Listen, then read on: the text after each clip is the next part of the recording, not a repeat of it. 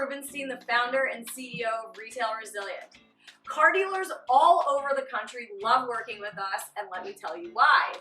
We have two product solutions that they absolutely love using. The first product solution is a Facebook and Instagram school where we build out a curriculum for salespeople and managers.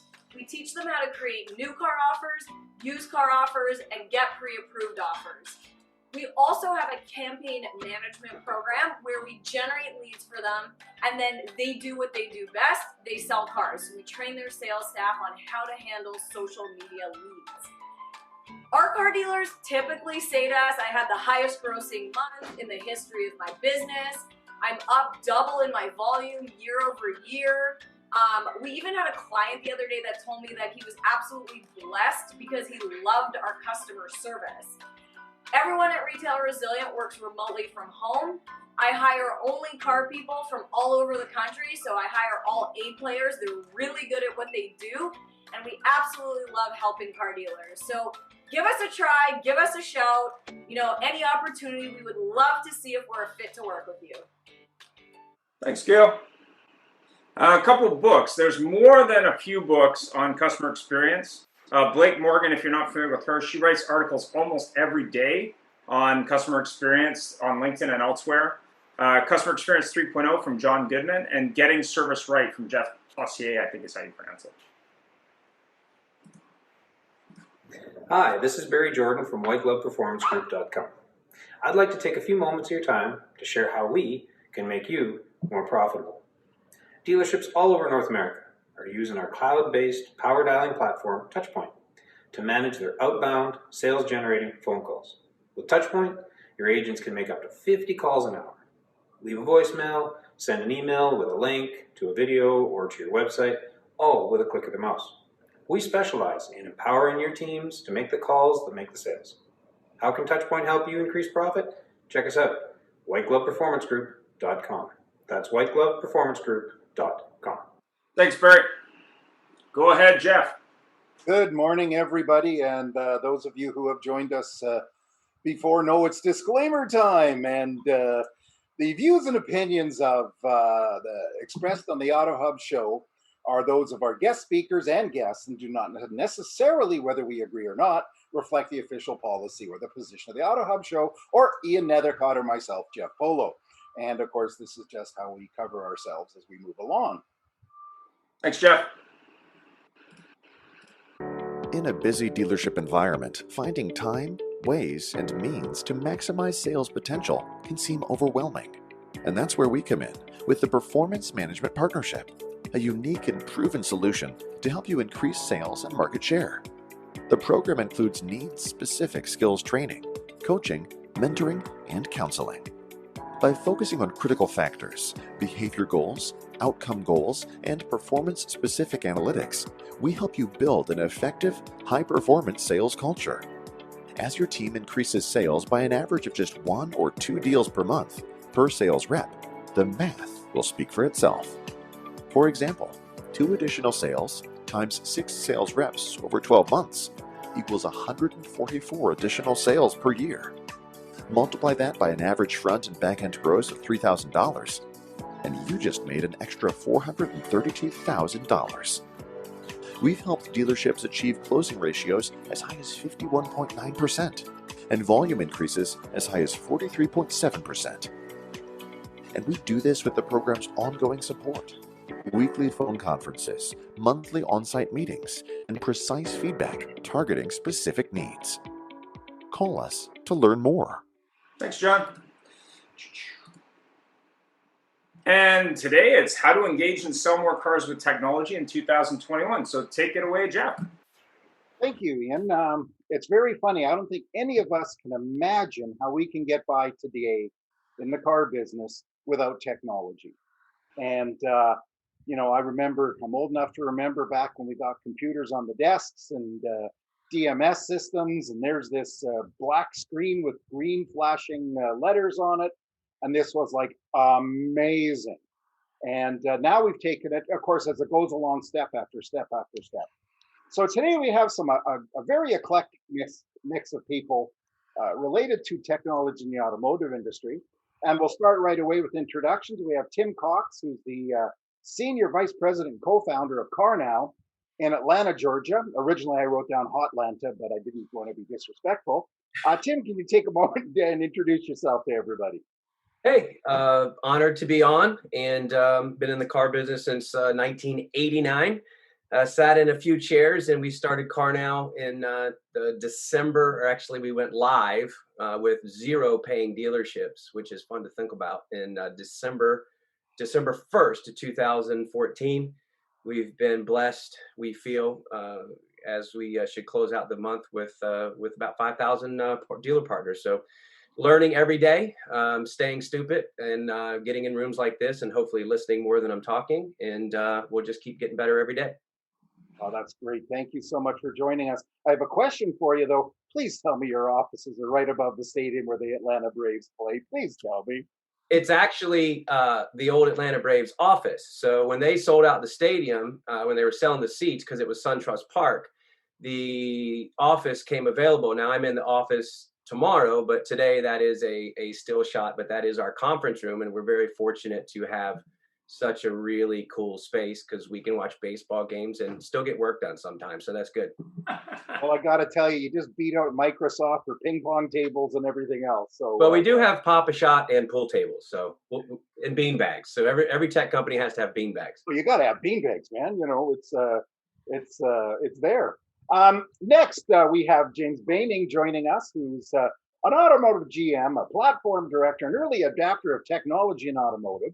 Another Georgia boy. I don't know if you're originally, but you're there in Woodstock, Georgia. James, say hi to everybody. Hey, good morning, everyone. Thanks for being on. Thanks for having me on. I really appreciate it. Well, we appreciate you joining us. Tell us a little bit about yourself, please. Yeah, so I also got in the business the same time Tim did in 1989. So been in it for decades, and been very fortunate and blessed to have some incredible opportunities, from owning my own stores to running some very large luxury stores for some great groups. Just recently came out of an exec role with Asbury Automotive Group, overlooking 90 stores for all their pre-owned. So, I think the reason I wanted to be on this is, once again, also to just try to learn as much as I can from people. I've always, I think, had some success along the way. I've adapted to technology before others. It's not because I was the smartest guy by a long shot. It was just simply, this technology is interesting. Let me get involved in it before everybody's into it. So I think that technology, even though it is a little weird, I think we have all this technology, and to be perfectly frank, I don't think enough has even changed with all the technology. So that's also an interesting topic. Yeah, for sure. Well, thank you very much. We appreciate you taking the time. And we're going to move a little bit further north of Georgia to Toronto, Ontario, where we think all of the tech people look like. We have Nathan Bake joining us, who's the Director of Sales and Spark Capture in Toronto, Ontario, and looks like a Porsche fan. So Nathan, can you introduce yourself and tell us a little bit more? Yes, good morning, everyone. Thank you for having me on the show. Hope everybody is starting off with a fantastic Monday. So my name is Nathan Bake. I'm the co-founder and director of sales for Spark Capture.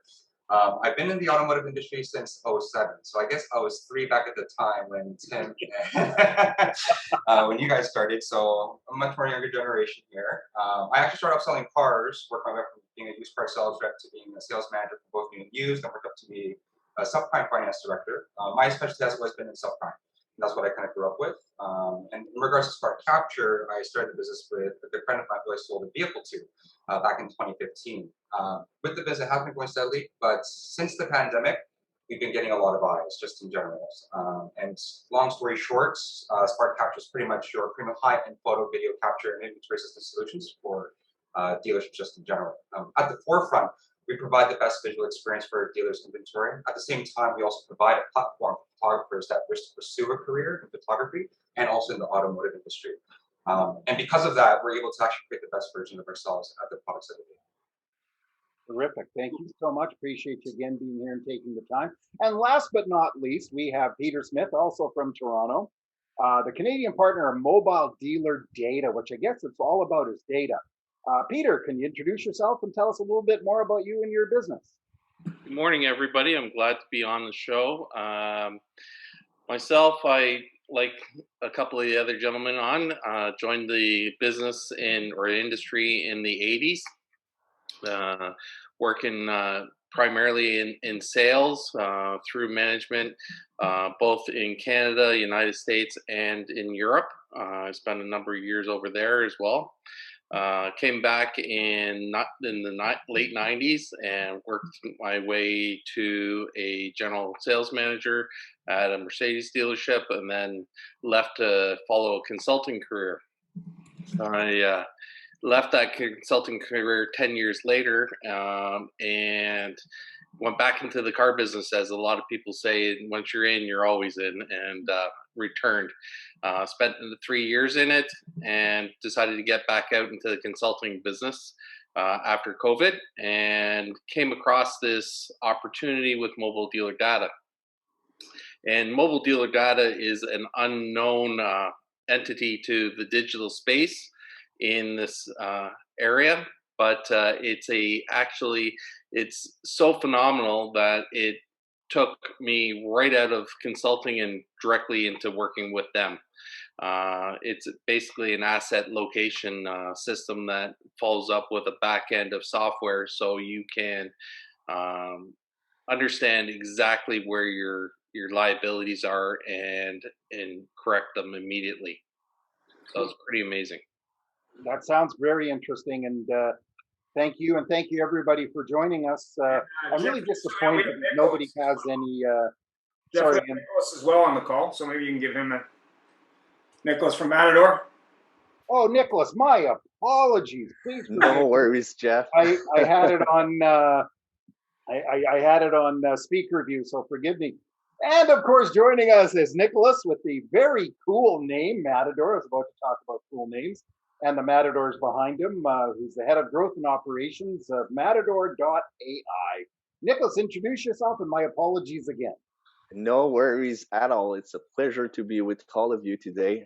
Thanks for having me. My name is Nick. I'm heading operations at Matador. I got in the business about 15 years ago, just after finishing college. I've worked with companies such as Enterprise Rent-A-Car, Auto Traders, sold dealer.com websites, did a lot of consulting too. And about a year and a half ago, co-funded a company called Matador. We're a customer experience platform, SMS first automation platform. And I'm definitely looking for today's conversations, because we firmly believe that technology should power customer experience, as well as generating more meaningful and human conversations. So thanks a lot. Thanks so much, Nick. And again, my apologies. Ian, take it away, please. Yeah, so I hear from technology companies all the time, every single day. There seems to be a gazillion different companies out there. Without too blatantly promoting your product, how can dealers figure out what product solution they need and who to deal with? Let's start with Tim.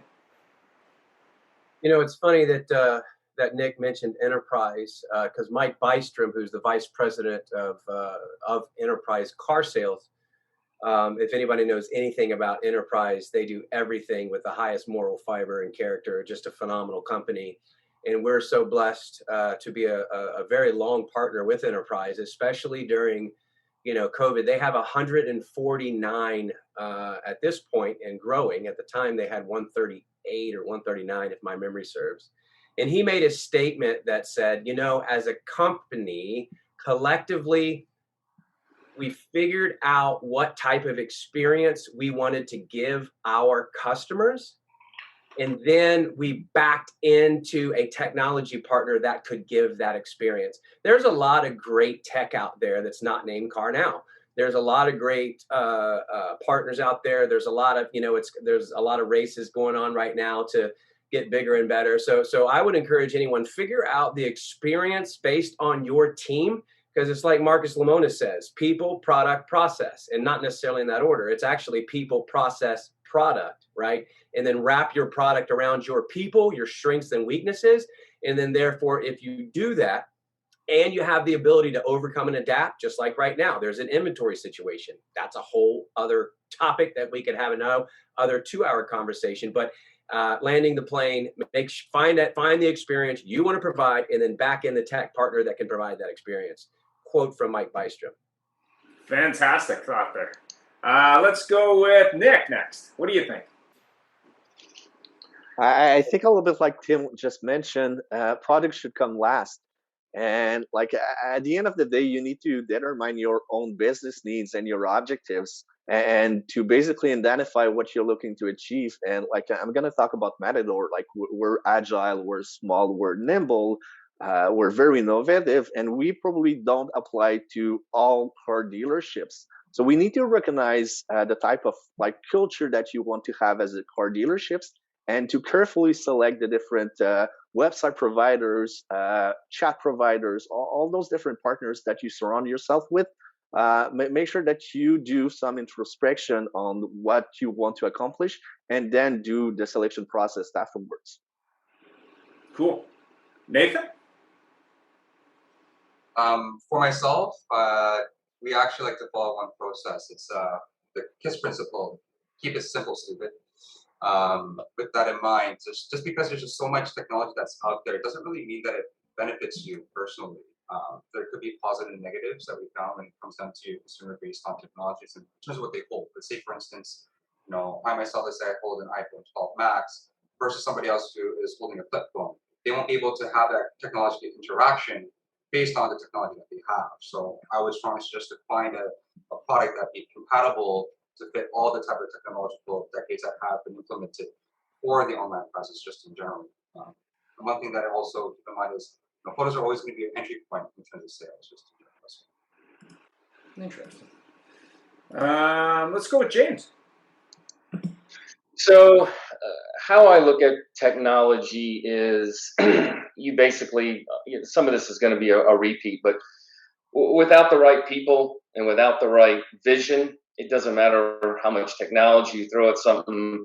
It doesn't matter who you choose to some degree. That, I just believe that you need to figure out how to create wow and delight with the client. And once you create that wow and delight of what that vision looks like, personally, I think it should be meeting the client wherever they want to be met. That's been kind of my saying for a long time right now. If they only want to talk to the dealer base a certain way, email, chat, text, phone, inside the dealership, home delivery, whatever that looks like, and that's a lot of broad things to be able to try to accomplish. But I think that technology has to fit into how you want to try to embrace your clients. And it's got to be different. I truly believe it almost needs to be a deconstruction at this point of the industry and a rebuild. And the people, the smaller, I think the smaller the company it is, the quicker you can do this. These larger companies, I believe, will be at a little bit of a disadvantage. So I think there's lots of opportunity with incredible technologies. There are amazing technologies out there, and so many of them overlap, but you got to figure out what your vision is and then incorporate those. That's my opinion. Cool. Peter? Can't hear you. I accidentally hit mute. My apologies. So basically, I've always said when I've talked to people is reverse engineer where you want to be, and technology allows us to define that much easier. But one thing I look at technology is we all need the data, and the data allows us to move forward.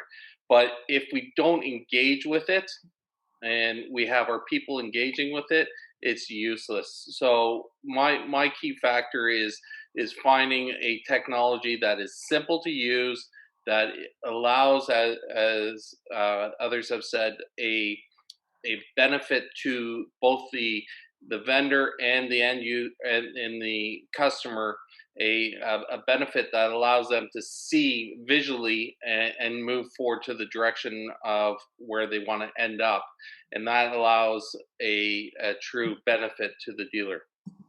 Fantastic. Very nice. Jeff? So following up on that last question, how does a dealer legitimately vet the products and the vendors that they're looking at? We have this process of reviews, but there's people out there that sell you products to juggle your reviews too. So how does somebody do that? I'm actually going to go back to Peter on this one, please. Start with you. Well, thank you. With our system, we offer a money back guarantee. We'll buy back all the hardware after you've engaged with us. Our company has been involved since 2014. Our very first dealer was Longo Toyota, and pretty much everybody in the car business knows who Longo Toyota is. We've been with them for 7 years now, and they're instrumental in our research and development to provide better benefits for other dealerships. In the last 3 years, we've never had anybody take us up on our money back guarantee, which is a fantastic opportunity in itself. And with that, it's you got to look for someone who's going to give you that ROI and stand behind it, and that's what we do. Great. James, what do you think on that? So I think there's a couple things. From being a vendor, I think some of the things that you can help create trust is a couple things, and it's going to be similar to what he just said, but no contracts whatsoever. It's month to month, and and I've even said this because I actually came out of the vendor chair for the last 90 days. But I just listen. If it doesn't work, it doesn't do what we said it did at the end of the month. Don't pay us. And we'll put it in writing. Just don't pay us. Because here's the thing, like you said, you can mess with reviews. Well, send me some client that using the tool. You're going to send them the ones that are getting the best results. I think it's hard to completely vet out a deal. Now, a company's been around for a long time. I think that's a little easier. But the thing is, all the new technology is the word I just used. New technology. You've got all these new technology companies breaking into the industry. I think you just got to make it so that there's absolutely no way that the dealer wouldn't want to at least attempt a shot at this, because I think that there's a lot of crossover with technology right now. So go in there. No contract. Don't pay us if it doesn't work at the end of the month. Let us show you the ROI. I think that's the best way from a vendor chair to try to get in and show people what your product's really about. That's a very, very good point. Kind of reminds me of selling cars and putting a 7-day return policy on it, and just people don't take advantage of it. I also like the references. We'll give you names. Well, they're not going to give you names of people that don't like you. Correct. Nick, what's your position on this? Very, very similar to the other one. So basically, word of mouth is by far our biggest channel when it comes to growth. So but we don't need to reinvent the wheel. If we have a product that show returns, and the industry is so small, from a technology provider's side of things, like I'm sure all of us can name like most of the different technology providers. So it's gated. We know them. We know when someone launches like a new offering, if it works, if people are staying on the product or not. So like reviews, referrals, word of mouth, we don't want to reinvent the wheel here. Great. So Tim, we've got a large panel today. So your position, how does a dealer legitimately vet the products or vendors they find interesting? Well, I'm bragging on our team here, but to Nick's point, word of mouth, a little bit of Nick and James at the same time. When we started out, the sales department was me, and it was my bag and my little Mac, because we had no money in the bank. And the one word that allowed us to grow, I mean, we bragging on our team here, we hit 4,000 dealers before we even had a marketing department or hired a marketing department. And there's one word that we live by, and we serve our dealers. Our team, that's why our support team, there's almost 90 people just in our support team, which is well over almost 4 times as many people that our sales team. Because if I can't, we serve our people, and they went to 20 groups, and they went and they got around, and we never ought to and people ask, now that we've had that growth, we go on podcasts like this, and people say, well, how did how did you possibly grow? They say we're the fastest growing software company in automotive. Whether that's true, I don't know, but it's a very short interview. It's one word, it's serve. Our team does not work for me. I work for them. We serve, and by serving them, they serve our dealers. And look, we don't get it right a lot, but some of our best relationships through the years have been when we've screwed up, because it's all hands on deck to make that right. And again, to steal another thing from James that he just said, I've used that hundreds, probably thousands of times. Listen, if we don't raise your ROI, there's nothing worse, because I sat behind the desk for 2 decades, and not calling out vendors, but vendors would come in and say, man, you crushed it last month. Well, and then they give you their self-generated report. And I'm like, wait a minute, I sold 285. Now I sold, tell me how I crushed it. Well, your VDP, stop! How many cars did I sell? And by paying you, did that increase? Just cut to the chase. So we've taken that road, and again, not perfect, learning, but if you sign up, you know that we are going to have a culture of servanthood, and we are going to absolutely serve our dealers. That's great points. Great points. I I have to say that that technology solutions in automotive means you must have acronyms. And I don't know how many times I've sat there and gone, oh, let me see, VP, no, R, et cetera, et cetera. So the final gentleman on this question is oh my gosh, I got to Nathan. You've been sitting there nice and patient. Please tell me your position on how does a dealer vet their products and services. Tell us, please. I guess me being one of the young guns here, I guess I could provide some good detailed information in terms of what to really look out for. Let's say in a position as a dealer when you're looking for certain products, specifically, let's say even photo capture. I would actually have to agree with James, Nick, and Tim. Word of mouth. That's how we actually grew to as well. Very steady growth. Some of the key aspects that you should really be looking for when it comes down to online presence or so forth is really the equipment that the service provider is actually utilizing. Let's say, for instance, with us, we use high-end DSLR cameras. These equipments are at least 10K plus. We do not shoot in JPEG files. JPEG files are a lot more smaller. We work in RAW files, which the file size are at least 50 megabytes or higher. So having more details of this will have us better leverage in terms of editing processes and having a good, nice quality of photos to present on the websites just in general. So you need to know that who you're dealing with. So for instance, is this photographer an actual car enthusiast, or are they a legitimate photographer? Do they know how to work with the sunlight? Do they know how to stage the vehicles? These are all the components that you should be really looking towards, because of the fact that your online presence does matter. Say for instance, if you're on Realtor.ca, they're looking for a home in Vancouver, right? You see 2 listings, same pricing, same square footage, everything. But the main key difference is going to be on the photos. Which one are you really going to click on? You'll typically click on the one that has very nice presentation and photos versus the one that has crappy photos over a phone. Everything is just kind of crooked and less or not. So there are a lot of key aspects in terms of details wise when it comes down to photo capture services. So for instance, some examples would be like, are you environmentally friendly? Are you turning off the engine when you're taking the photos so you're not showing the carbon monoxide coming out of the vehicle? Or making sure that you're shooting with the sun and making sure that the centering is correct. The steering wheel is actually aligned correctly. A lot of components. Anything too as well is how quickly are they able to go through this process, or how often are they able to come into your dealership? That's one of the key things that we also found too as well. Certain, let's say, other vendors only to be able to come in once a week or twice a week, whereas us, we're able to actually cater to your needs. If you need us 3 times a week, we'll come in 3 times a week. You need us on a Saturday, we're here on a Saturday. You want us to shoot a new backdrop of your dealership on a Sunday, we're there. The thing is, we're basically pretty much customizable to the way that you want, because every dealership has a different process. Same thing again, contract-wise, we're month to month. We don't haggle you down. If you don't want to use us after a month, by all means, it's all good. You give us notice, and we're pretty much done. So far with us, there really hasn't been any clients who has, let's say, let us go. It's more like us, we would have to let them go because there wasn't no business, to be very honest with you. Yeah.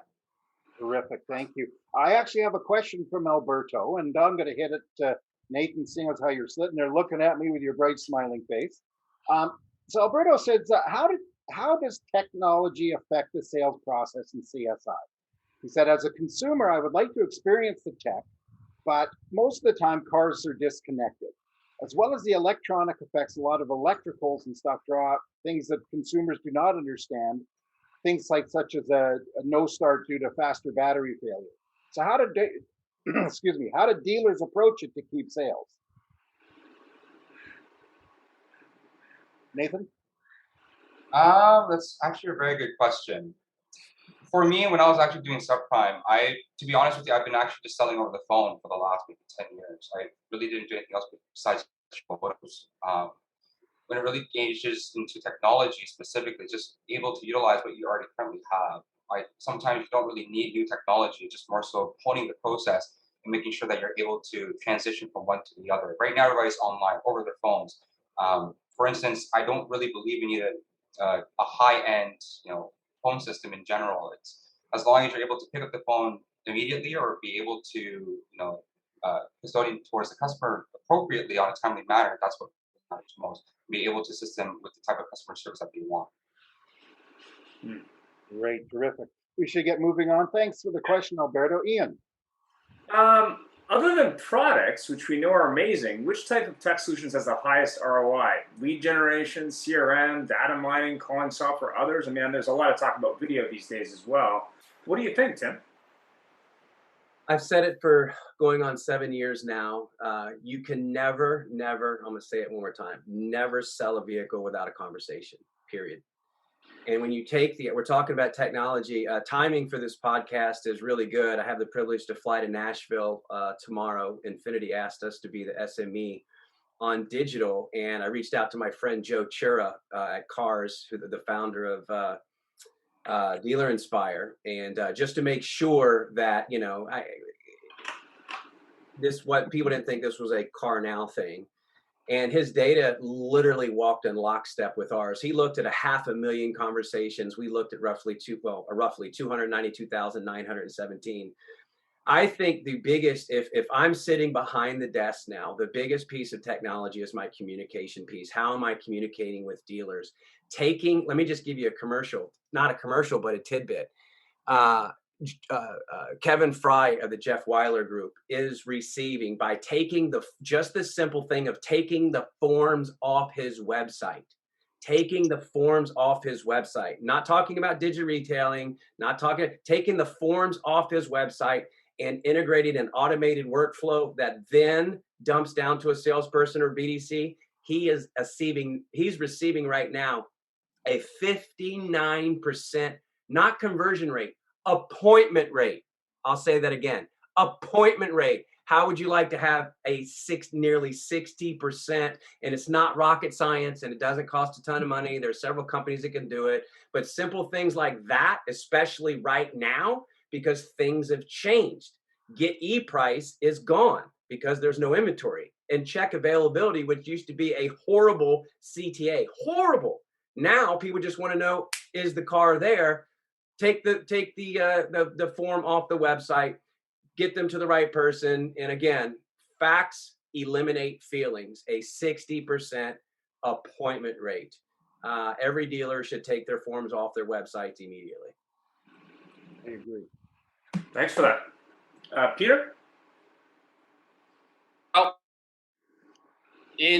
With our technology, it's all about location. So our technology allows a dealer or a consumer to know the immediate location of any asset within the dealer, meaning that you can immediately find out what parking spot that car that you're looking for is in. And it downloads through Google Earth and allows you to directly walk the client right to the car. So you're never fumbling around looking for an answer. If you're looking for a key, you know exactly where it is. Even if it's in someone's pant pocket walking around the dealership, you know where it is. So our technology eliminates the lost look of a employee. Now with that, we can also pinpoint the actual process of the car. So if the car's coming off the truck, we know exactly how long it's going to take from coming off the truck to being ready.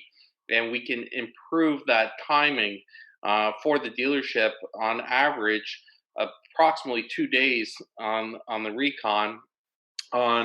And with a new car, we can improve it immediately by allowing the salesperson to know exactly where the car is and what stage, so we can sell it at that point. So when we look at that as a whole, it brings in the availability of interest from the employee now. The employee buy-in is huge, because now you're giving them something that they can work with, and along the lines work with their customers, so the customers know exactly as we said. The inventory is a challenge right now, so anybody's looking for inventory, they want to know where it is immediately. So that is one of our main benefits. But from a point of view of ROI from the dealer, so at ROI, we can measure where their lost time is. So with Longos, for example, they measured out that they're saving approximately 5 minutes per repair order. And when you're talking 600 repair orders a day, it's significant money that they can gain from there. When you're looking at lowering your recon time, it's significant money bringing that car that's very much needed to the dealer to get their inventory out front, because used cars are the mainstay right now because of the lack of new car inventory. So there's a lot of ROI returns. We look at it, we're saving the average dealer anywhere from a small dealer approximately $100,000 a month to a large dealer in the hundreds of thousands of dollars a month. Okay, thanks for that. James, what do you think? So, a couple things. I think, I hear what Tim's saying, and him and I agree on so much of this. It's got to be, tech is incredible, but if you can't figure out where to have that conversation with that future client and be extremely I know everyone tries to use that word right now. It's almost been overused, but I truly believe it's a real thing. If you can't find a way to engage them with either by phone, chat, text, whatever that tech may be, it boils down to a person. And it boils down to, teaching your team how you want those clients handled. All this technology is incredible. There's tons of great technology. The problem is, I think we use it as a crutch. And I'm a huge believer in technology. I'm an early adapter of technology. The story that Tim just gave, where he had his bag in his hand and it was just him. He came by my store that I was running.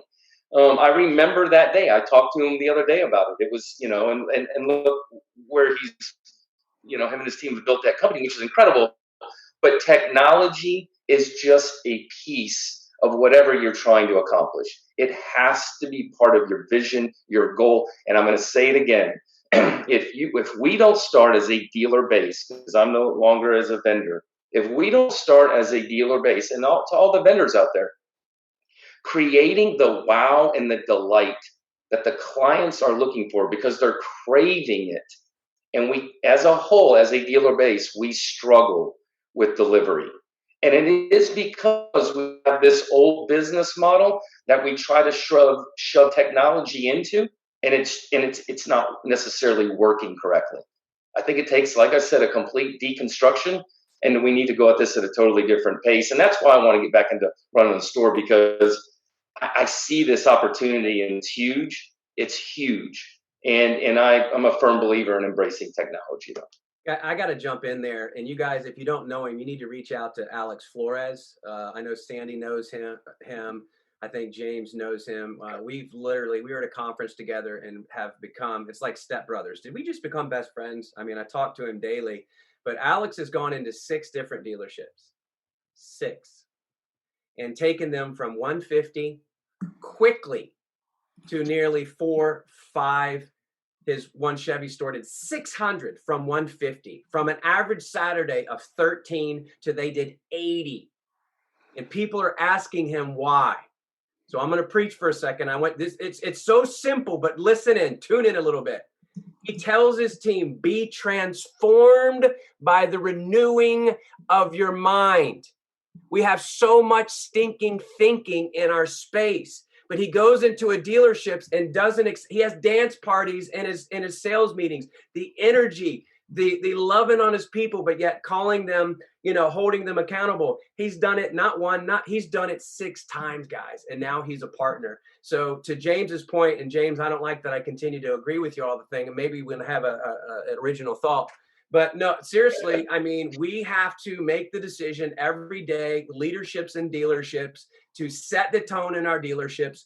Take you can make any technology great if there's buy-in. Remove the stinking thinking, the way you are, love and serve your people, and watch what happens. I dare you. Wow, powerful. 100% agree. Nick, what do you think? It's hard to follow up. I saw something passing by in the comment section, and rather than looking at product and technology, I think we should always be looking at problems as well as opportunities. I think every single dealer faces a different reality. Some people might have challenges with the lead generation, the lead engagement, the appointment rate, the set to show rate. So it's not a one size fits all strategy. So when we look at the issue where it's bleeding, the problem, like you need to identify what's the issue. Do I generate leads, but I cannot convert them into conversations? That was one big issue that we had when we got started working with the big dealer group.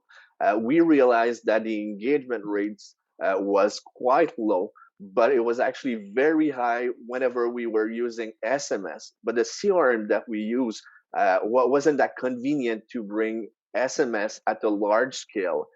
So we went to the CRM partner to ask for modifications, and it wasn't possible. So we just figured out, why don't we build something to improve that just a unique part of the customer shopping experience, the engagement part. How can we get in contact with more people and generate those conversations? So whenever we flip the way we look at things, and we try to put ourselves in the shoes of the car dealerships, we need to try to recognize where's the pain point, where's the problem, because generally speaking, it would also be at the same time the biggest opportunity.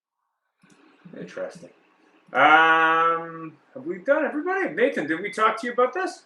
No, but I could add I guess my 2 cents into this. What's a tech solution has the highest ROI? I don't believe that the tech itself will create the highest ROI. Again, I have to agree with everybody else. It's really got to do with the people, the leadership, to really train them, help them, to excel, to maximize that specific tech to result the highest ROI. I believe all the techs that are out there, everybody has the same vision. They want to grow. They want to create a solution. Same thing with us too as well. It's really, can you really fully utilize that tech itself? Let's say, for instance, everybody has a smartphone, but does everybody know how to utilize it to its fullest extent? Not too many people do, even including myself. So I really do believe it comes down to the people too as well. Like if you're going to utilize the tech, it really comes down to you and how much time and effort you're going to put in to really learn how to utilize it. Same thing with learning with driving a vehicle. Everybody could drive standard, but you don't really know how to drift. You got to take the time and practice to really know how to drift. Okay, thanks for that. If anyone doesn't know, we've had a number of different salespeople on the show in the past. One of them is a gentleman called Marco from Toronto. He sold, I think, about 45 or 50 Audis when he worked for an Audi store using technology of various types. We had a show called Old Dogs versus Young Guns. So if you're curious and you want to learn about sort of how you can create a great customer experience using technology, there was a couple really good examples there. Also, George was on from Stillville Toyota. He does some really crazy stuff with video, but all of these individuals are really focused on the customer experience. And if my memory serves me correctly, I think Marco said he used about 60 gigs of data to sell Audis during the early days of the pandemic. But the thing that was constant, which is really what Tim's talking about, is listen, have that conversation no matter how you have to have it, no matter what technology you use, but it's all about the customer, which is something Jeff and I have been preaching for well over a year now on the show. But I think technology alone doesn't solve those problems. You have to really build it into a process and train your people. But next question, Jeff. Well, it's very funny, and one thing we forget, and most of us here have been salespeople. And one thing we learned in selling cars was let's ask questions. Let's ask the customer what it is they want. And my personal experience is so many tech solutions walk in and they're telling the customer what the customer wants versus what the customer needs. And Troy, thank you for that comment on the fixes there. Moving right along, gentlemen. Interesting thing. Are people going to be there? So what does the future bring for dealers in tech other than vehicles, which is the big talk right now? And let's go to Tim with that. So James and I were at a conference a couple of weeks back, and David Spisak gave a statement based on a study that they did with the Vrooms of the world and the Carvanas of the world and these different companies, and now there's a zillion companies that are popping up around. That represents still less than 2% of the cars sold in the United States. By 2030, to quote David, that still is only going to be 13%. A study that we, again, facts eliminate all feelings. When we looked at, with my friend Joe Chura's data and ours, nearly 1 million transactions, 1 million conversations. The majority of people that even finish a deal online still want to go, almost over 60% still want to go into the dealership. So the only thing that I would say is people, especially us in America, love, and Canada, love and have a love fest with automobiles. What they don't want is the back and forth, throw the keys on the roof. And what we are seeing, and again, I'm including his study, it's fresh on my mind because I'm going to Nashville tomorrow. We are also seeing deals that start online, meaning I calculated payment and they don't finish. Okay, there's a very small percentage that finish, but they at least start the deal online. Maybe they figure out a trade. They're going to bounce when you ask their credit, depending on your PMA.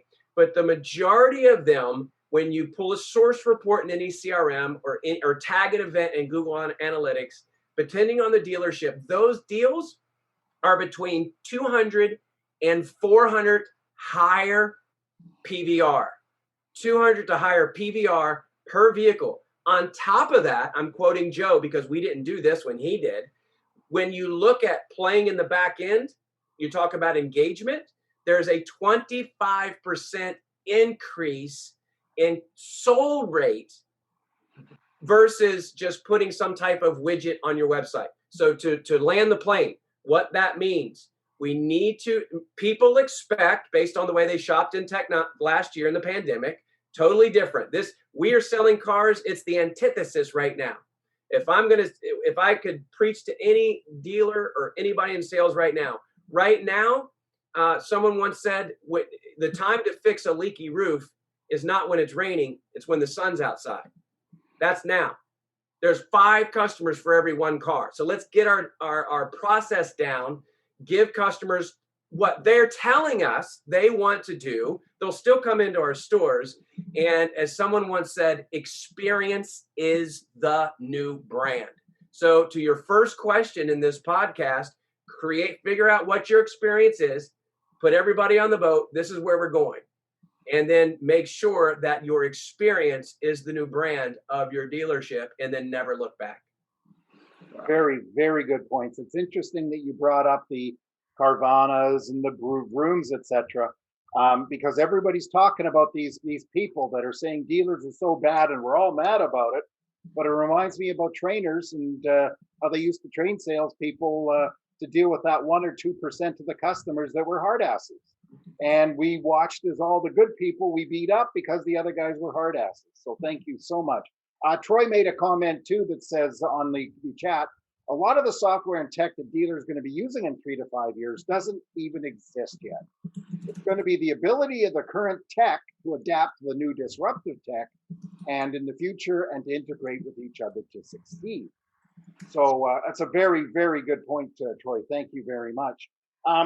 So Nathan, we're going to ask you this question. So what does the future bring for dealers in tech, again, other than vehicles? I took some time and thought into really thinking about this. I met with a couple of potential clients and so forth and started talking about like what is going to really be happening moving forward in the automotive industry. I'm a little bit afraid of this, but I feel like the buying process is just going to heavily shift where sales reps, business managers will be completely eliminated. And really, at the end of the day, you'll probably only just need delivery coordinators to really just be in part of that process. Scary, but it is possible.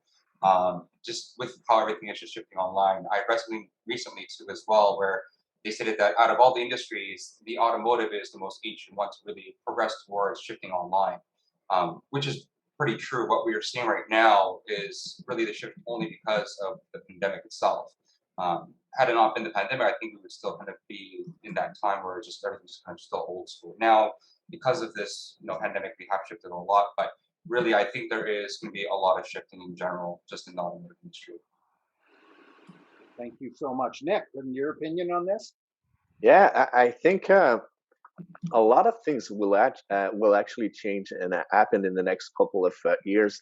Well, one area I'd like to focus is how dealerships will leverage artificial intelligence and big data in order to improve and increase the overall customer shopping experience.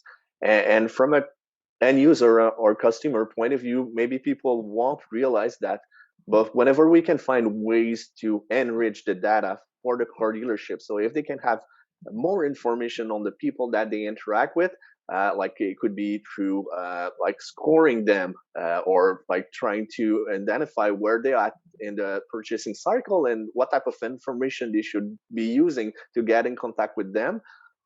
Like people will notice the impacts of that, but they won't relate that directly to the technology. So a lot of things will happen. I'm not sure if like everyone will notice that, but at the end of the day, I'm very happy because I think that the end user will definitely benefit from those changes. Okay, that's great. Thank you. Super point. And Peter, your position on this?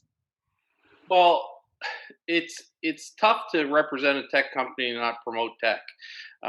However, I'm still old school. That, like Tim has says, you most people will enter into a dealership and buy a car through conversation. So we leverage our tech to provide us with the conversation model. I purchased a car completely online. I'm still regretting it. It's a Tesla, so that's the only way you can purchase a Tesla, and it wasn't a enjoyable experience, and that's pure technology. I look back to my other automobiles and look at the enjoyment factor of purchasing them through a number of different German models and things like that. So I believe that tech is going to help us leverage that conversation moving forward and give that benefit of the experience, and that's the model I'm looking at. As much as Carvana and Vroom and all these companies are coming out with, they're only going to be a small portion of it. Like it, as we all know, automobiles are typically your second largest purchase in life. If you look at that, would you purchase a house completely online? Not a chance. Not a chance. So why would you do it with a car? Yeah, that's I agree with you completely. And James, you're sitting there very patiently, so please weigh in on this question. So probably upset some people with all this. Maybe I'm a firm believer in. I think that through the technology, we will see more and more people do more of the hybrid model, because they're still maybe going to want to touch and feel some of the cars. But I truly believe that we will be able to, and I heard him just say that, would you ever buy a house online, without going to see it? People actually do that. People have bought homes that they've never walked through.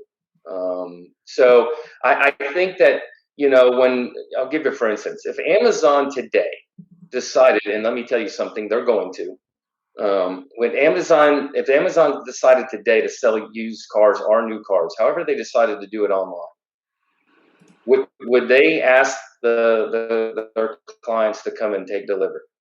I can answer that. They won't. What I'm saying is, there's so many things when Amazon first came out, as far as You would never buy clothes online because you got to try them on. You don't know if they fit. Shoes, Zappo shoes.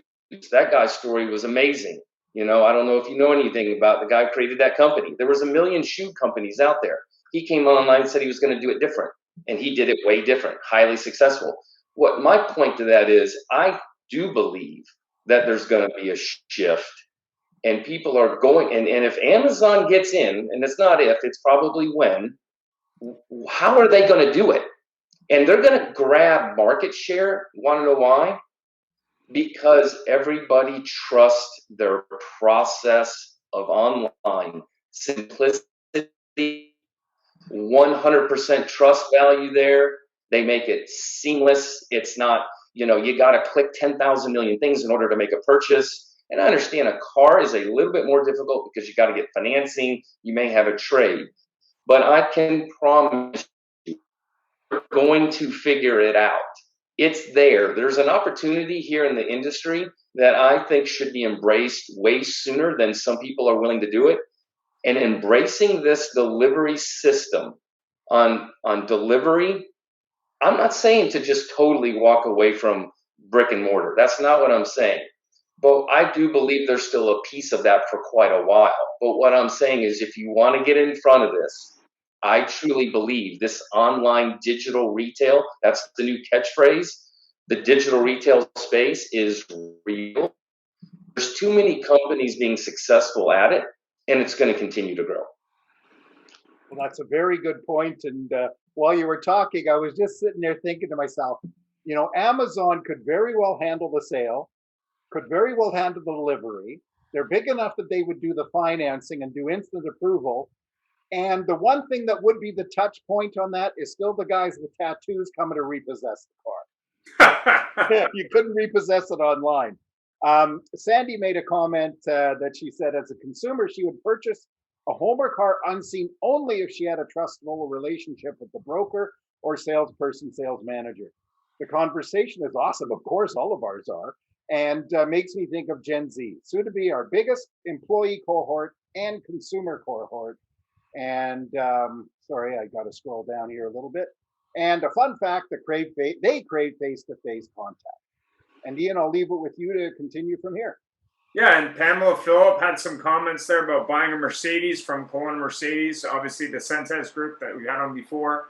I think it's entirely possible. I think it's just a question of really, figuring it out. I mean, in the early days of the pandemic, Microsoft Teams and other solutions, dealers were picking them up and using them. And I think it's really just a question of what brand are you representing and what experience are you creating, as to Tim's point and James' point, everybody else's point, and how can you make it work? Because customers want it to be frictionless, as Brian Benstock likes to say, and I agree with that. I've always agreed with that. You should always make it easier for someone to buy than not buy. Amazon isn't perfect, but they're a pretty big scale company and they know what they're doing. And if you don't think they're figuring out automotive, I have many good buddies who work for them, including a huge office they're building here in Vancouver, and yeah, they're looking at it. It's all about the customer. That's always what they've been about. But we're out of time. Any final comments? I would just like to say, remember what Jim Keyes said, which is now a famous quote, former CEO of Blockbuster. Neither Redbox or Netflix are even on our radar as far as competition, end quote. Exactly. I do have to say one thing. A fellow that I follow on LinkedIn I read every post he makes, is Dan Price of Gravity Payments. And if those of you might remember, he's the fellow that gave up his salary so he could make sure that all of his employees made a minimum of $70,000 a year. And one comment he made, though, and yes, Amazon is something you got to watch for, is take a look at who takes care of their employees too, because in the end, it's all about people. That's a very good point. And with that, any other comments from anybody? Just wanted to say thank you for everyone coming on today. It was great information shared by all. Thank you very much. We appreciate all of you being here. We kind of view ourselves as the matchmaker of the automotive industry, because we have a lot of people that have connected through us and have grown all sorts of relationships. So we appreciate everybody being here and the new connections. Tim, you're new, and James, you're new ones of mine, and same thing with with Nathan. So thank you all for joining us. Ian, I'll leave it to you to close the show. We are having a show on digital retail next week. So if you're curious about that topic, it should be interesting. We're going to have some heavy hitters on. And we always like hot questions around digital retail because it's really a question dealers ask me every single day. Why should I give you $2,000 to have a digital retail piece? And, we've had them on before, but I think it's really an interesting discussion. And I'd love to have some other people on to ask them harder questions because I think it's going to be very interesting. But thanks for coming on today. Really appreciate it. Lots of great stuff, and have yourself a great week. So much. And happy 4th of July to our American friends. Exactly. Bye-bye. Thanks, all. Thank you. Everybody. Tim, have a safe trip. Bye-bye. Thank you. Thank you, Sandy. Thanks, Andy.